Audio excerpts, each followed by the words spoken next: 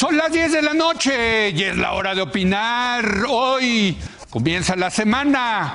Como todos los lunes tendremos nuestra mesa de debate con Héctor Aguilar Camín, Jorge Castañeda y Javier Tello para discutir dos temas muy polémicos. Primero, vamos a analizar la decisión del Tribunal Electoral del Poder Judicial de la Federación de incluir a Jaime Rodríguez el Bronco en la boleta electoral y todas sus implicaciones. Y para terminar, vamos a examinar el encarcelamiento de Luis Ignacio Lula da Silva, el expresidente de Brasil, y todos los ecos que esto podría tener en México. Así que quédese aquí en Foro TV, que ya comenzó la hora de opinar.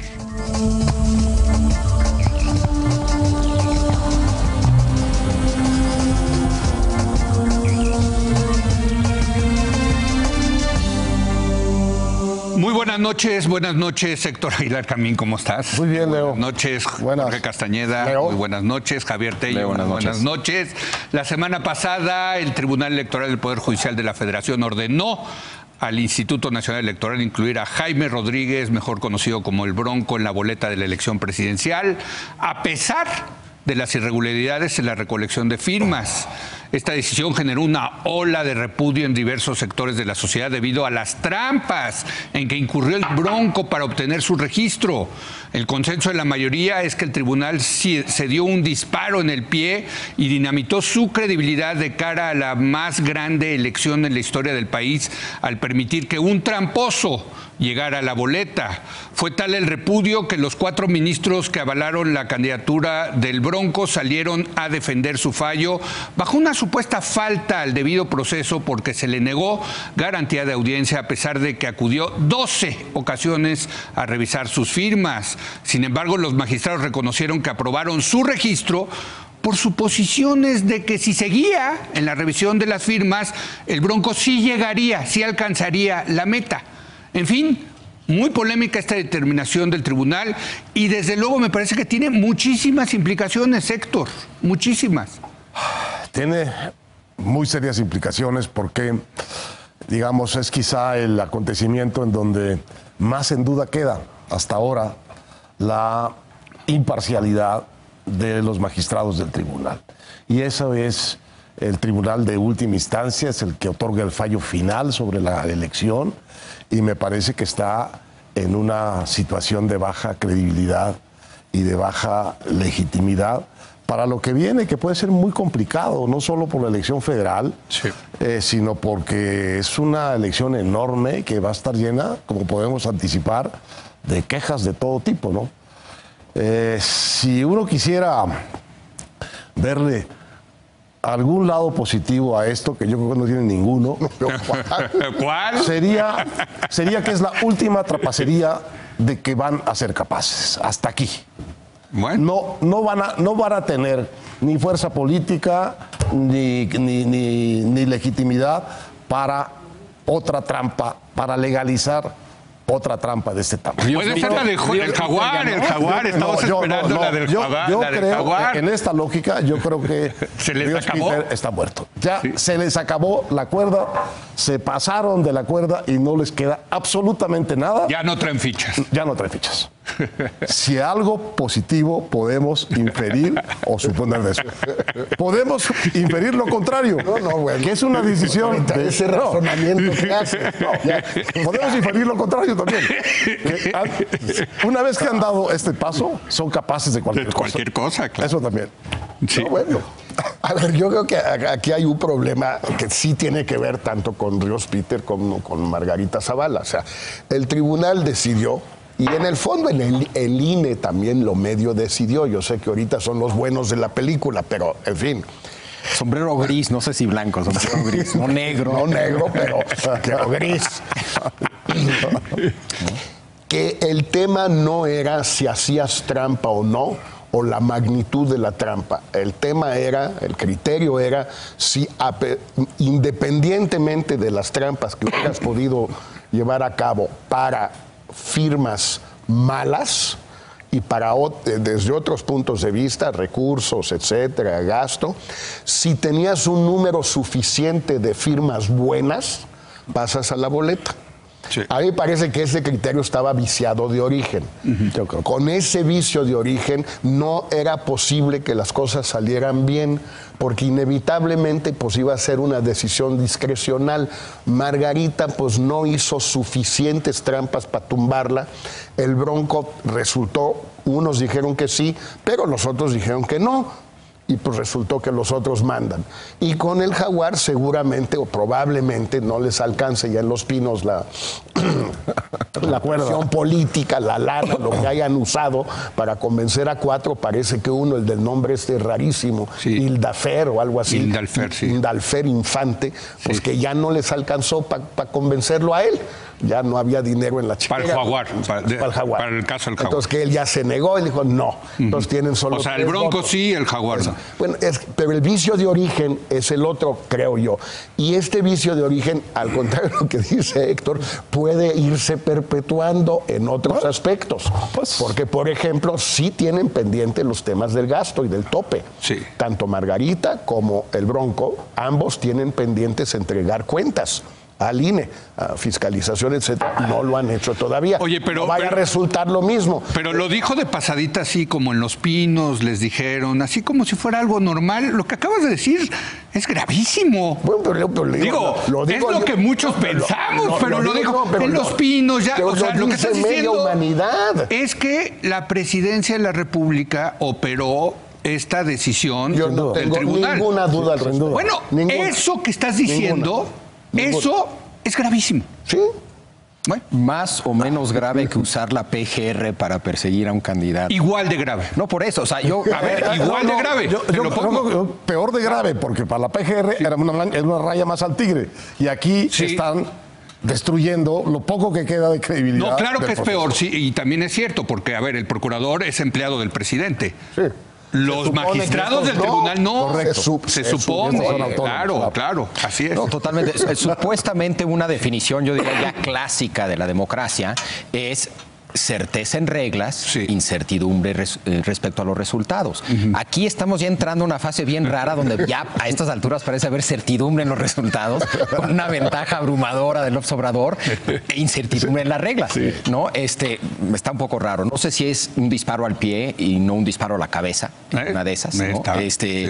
En efecto, yo creo que, pero yo sí lo pondría dentro del contexto, porque es un tema de la campaña, del contexto de la fragilidad del Estado de Derecho, que lo hemos reflejado en la de PGR, ahora en el caso del tribunal, y que lo hemos visto reflejado de una u otra manera en muchísimos distintos ámbitos, no solamente en el electoral, no solamente en el tanto por lo del tribunal como por lo de la PGR, sino en un chorro de casos a lo largo de muchos años, y por eso es un tema de campaña, ¿no? Y en ese sentido sería otra vez muy interesante ver cuál es la postura de los candidatos más allá de su 3 de 3 respecto a cómo fortalecer el Estado de Derecho, que incluye combatir la corrupción. También lo que dice Jorge yo creo que es muy cierto y muy preocupante.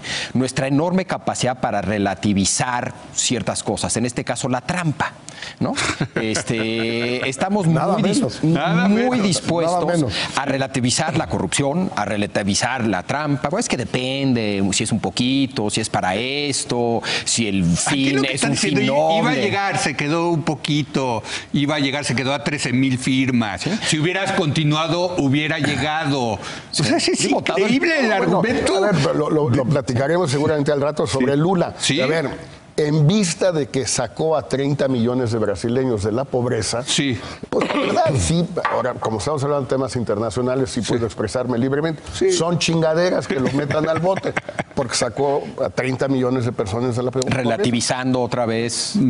Bueno, pues sí. Ahora, desde luego, ¿ya se manchó? ¿Ya se tocó la elección, Héctor? Yo creo que la única solución para esta elección es que el ganador gane por mucho. Sí. Y también en los estados. Lo que yo creo de fondo que está pasando aquí es que estamos llegando al fin de una primera forma de la democracia mexicana. Lo que escribiste hoy es fantástico. Porque todo está cambiado respecto de donde empezamos en el año 2000. Sí. Los partidos no son ya esos partidos. Los árbitros han sido cambiados varias veces en el curso de estos años. No son los mismos árbitros del año 2000 y la credibilidad no es la misma y sobre todo, yo diría, la esperanza en la democracia mexicana se ha vuelto enojo, frustración y desencanto. De manera que estamos asistiendo como después de esta elección, a el momento terminal de una manera de la democracia y tenemos que volver a repensarla porque el PRI va a desaparecer como partido hegemónico, el PAN va a desaparecer como partido fusionado en el frente, junto con el PRD, que también va a desaparecer como partido, y hay un partido nuevo emergente que es el partido mayoritario, que es Morena. Entonces, todo está cambiado. Todo está cambiado y el tribunal se pega un tiro en la cabeza, me parece que es en la cabeza donde se lo pegó. No ante el desencanto, sino para contribuir. Y puede ser más eficaz y más dañino. Exacto. La cabeza que en el tiempo. Sí. Oye, pero yo leyéndote a ti, tu argumento me parece fantástico y creo que lo vamos a tener que estar debatiendo muchísimo, lo que pone Héctor en la mesa. Yo creo que hay que también ponerlo en el contexto internacional. Cuando se democratizó México, sin duda, todo el mundo decía, ya lo único que hay, la única opción para el mundo son las democracias tipo occidental, representativas y liberales. Hoy no. Hoy también ese contexto internacional ha cambiado, ¿eh? No, y se han vuelto... Tienes China, tienes Rusia, ahora tienes Hungría. Turquía. Sí, no, o sea, hay un regreso y Mr. Trump. Y Mr. Trump, así es, ¿no? O sea, en ese sentido México también no se puede abstraer de lo que está pasando internacionalmente, ¿no? No, bueno, y yo creo que muchos de los rasgos que vemos en estos otros países sí se están reproduciendo en distintos ámbitos en México. Es decir, hay una clara postura de glorificar una época de oro. Sí. Que eso es clarísimo, de Putin, de Pedro el Grande, pasando por el padrecito de los pueblos, Erdogan. Sí. Por supuesto, Trump, Make America Great Again. Pues entonces es que hay que volver a. Y bueno, una declaración muy interesante, ya más sincera de Andrés Manuel antier, de que no todo el pasado fue malo y de que hay muchas cosas del desarrollo compartido y del desarrollo estabilizador que fueron muy positivas. Make Mexico Great Again. Bueno, pues lo dijiste tú, me gusta. ¿Te gusta? ¿Cómo? Pero podemos encontrar en muchas partes esta nostalgia por una época de oro que probablemente no. Pero es una nostalgia autoritaria, ¿eh? Hay que decirlo. Profundamente autoritaria. Es el regreso al hombre fuerte, al hombre que puede resolver los problemas de un plumazo del país. Esta idea absurda. Es una novela que me recomendó mucho Héctor de Manuel Cajer, Limonov, del ruso. Es muy buena. Buenísima. Limonov. Es el nombre de un autor. De un personaje de verdad. Personaje que es un autor literario y un gran personaje. En algún momento le va ahí a su pueblo, a Kharkov, donde era el cuate, y con sus papás y no sé qué, después de 30 años estar fuera. Y dice, a ver, no le podemos decir a todos los rusos que todo lo que pasó entre 1917 y 1989 fue un desastre. No podemos decir eso. Se deprimen, se pegan un tiro, se ponen a llorar. No se le puede decir eso a todos los rusos, que todo estuvo mal. Yo creo que casi todo estuvo mal, pero deja tú. Él dice eso y hay algo de verdad en la afirmación de que está muy difícil decirle a todo el pueblo ruso que los 60 años de historia y los 20 millones de muertos pues no sirvieron de nada. Javier, yo creo que es fascinante. Tengo aquí una posición distinta. Yo creo que no hay que mezclar China y Rusia con lo que está pasando en Occidente. No. En Occidente, sin lugar a duda, hay una cierta crisis de la democracia liberal representativa constitucional. Y hay que ponerle todos esos adjetivos porque la crisis tiene que ver a veces con elementos liberales, a veces con elementos representativos, a veces con elementos que tienen que ver con la constitucionalidad de esa democracia y también con la democracia a secas. Lo que está pasando tiene en buena medida explicaciones internas, creo yo, que nada tienen que ver con China y con Rusia. En cuanto a regresión, esa idea creo que también está a disputa. Algunos ven regresión, otros ven disfuncionalidad de las democracias. No hay ante esa disfuncionalidad hay quien pretende regresar. Oye, pero es el argumento de la República del Weimar. Esta democracia es disfuncional, por lo tanto, acabamos en Hitler, ¿eh? Precisamente, precisamente hay varios expertos en el tema que critican el tratar de entender el presente en función de los años 30. El principal es Runciman, que dice, a ver, el tratar de encontrar los problemas de Weimar en el presente es un gravísimo error, porque al tratar de ver esos problemas que no existen y que tenemos otros problemas, no vemos los verdaderos problemas que tenemos. Y él ha escrito sobre esto, está a punto de salir un libro de él exactamente sobre eso, en dice el gravísimo error metodológico de tratar de analizar el presente en función de un regreso a los 30 o un regreso a lo que sea.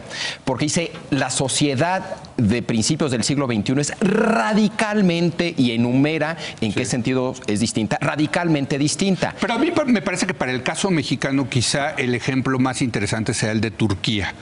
Que por cierto, país con el que nos han tratado de comparar varias veces en la historia. Muchas, sí. Este país que está en la frontera entre Occidente o no, igual que Héctor México. Y yo lo hemos este usado país la bastante analogía. autoritario, que tuvo una revolución laica, por cierto, en fin, ¿no? Bueno, hay una estatua de Ataturk ahí en la Desde luego. A mí me parece interesantísima esa comparación. Calles y Ataturk, ¿no? Exacto, un país que se trató de integrar a Europa en su momento, ¿no?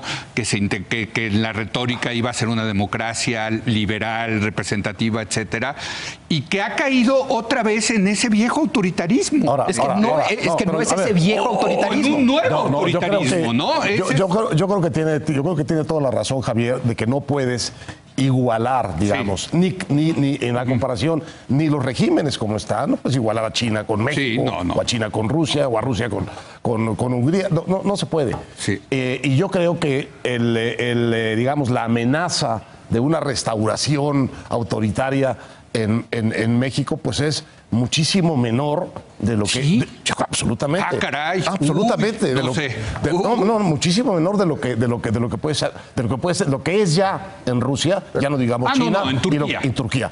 Por eso yo creo que tiene toda la razón de que no podemos comparar, digamos, esos regímenes con los regímenes una restauración de Occidente. a la mexicana, al autoritarismo mexicano. Pero lo que dice Jorge, yo creo que tiene razón. Es decir, hay esa franja común de pensar pensar para el futuro en el regreso a algo parecido a una edad dorada que estuvo antes. Y eso sí está en Putin, está en Hungría, y está también en México, y está en Estados Unidos. Está en Estados Unidos, eso me parece que ahora son cosas muy distintas lo que dice cada quien respecto de su gran pasado. ¿Cuál es el Pero gran pasado? esa tendencia sí me parece que está ahí, y me parece que está ahí como una crítica y como una insatisfacción a la disfuncionalidad de las democracias. Eso, y hablando, no es comparable porque realmente comparas cosas que un segundo al tribunal y a esto. No, desde luego que necesitamos regresar a eso. Sí es la disfuncionalidad, y parte de la disfuncionalidad son decisiones como las del tribunal, Héctor. Desde luego. Bueno, pues ahí vemos una democracia disfuncional. A ver, critican a López Obrador de que no va a respetar las instituciones. Si es cierto que esta decisión salió de los pinos, pues lo que estamos viendo es que desde la presidencia de la República no respetaron a las instituciones. No hay que esperar a López Obrador para que eso ocurra. Ya está ocurriendo desde ahorita, ¿no? Regresamos en un momento más.